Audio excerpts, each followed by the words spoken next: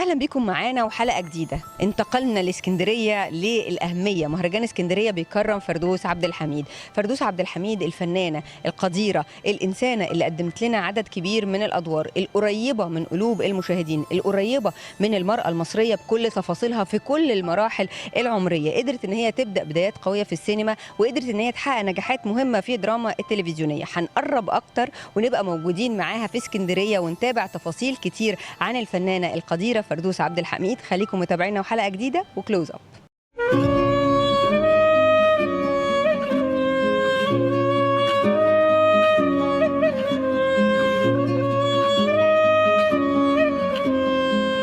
فردوس عبد الحميد اسم يختصر تاريخا طويلا من العطاء الفني والالتزام الإبداعي. فنانة حملت الفن المصري على عاتقها بصدق وإخلاص، وقدمت عبر مسيرتها أعمالا خالدة لا تزال محفورة في ذاكرة الدراما والسينما المصرية. طب يا جدو عرفتها لك، بس برضك مش هرد. هات حبيبي وروح لحالك قبل ما تهور وعد.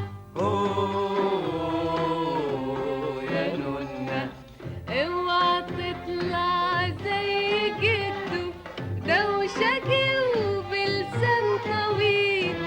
اصل جدو لسانه قده، بس دمه مش تقيل. تمتلك حضورا قويا واداء متوازنا يجمع بين العمق الانساني والبراعه الفنيه، ما جعلها احدى ايقونات الفن المصري. ولدت الفنانه فردوس عبد الحميد في 25 من فبراير عام 1947 بمدينه الاسكندريه، وتخرجت في المعهد العالي للفنون المسرحيه، ما منحها خلفيه اكاديميه متكامله انعكست بوضوح على اسلوبها في الاداء.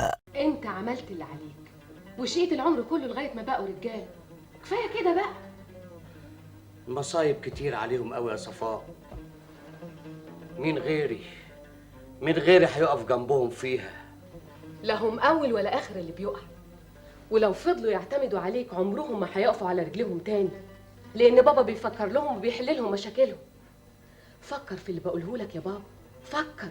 بدأت مشوارها الفني في نهاية الستينيات من خلال المسرح الذي كان بمثابة بوابتها الأولى نحو الشهرة، قبل أن تنتقل إلى السينما، حيث قدمها المخرج كمال الشيخ لأول مرة من خلال فيلم على من نطلق الرصاص عام 1975. إلا أن بدايتها الحقيقية جاءت عقب مشاركتها في مسلسل حكايات ميزو عام 1977. عرفت فردوس عبد الحميد بأدائها الواقعي وصدقها في التعبير عن المرأة المصرية في مختلف طبقاتها، فكانت الأم والزوجة والمثقفة، وكانت تؤدي كل هذه النماذج بروح إنسانية عالية. ومن أعمالها في الدراما أبنائي الأعزاء شكرا، وقال البحر، ليلة القبض على فاطمة، ليالي الحلمية، عصفور النار، أنا وانت وبابا في المشمش. وفي السينما قدمت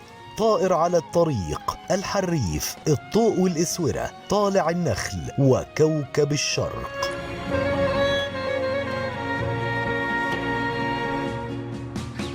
من المكرمين في الدورة 41 لمهرجان اسكندرية لسينما البحر المتوسط كانت الفنانة فردوس عبد الحميد. فردوس عبد الحميد مرتبطة بأذهان الجمهور في الدراما التلفزيونية، بس بدايتها كانت سينمائية جدا وسينمائية بامتياز.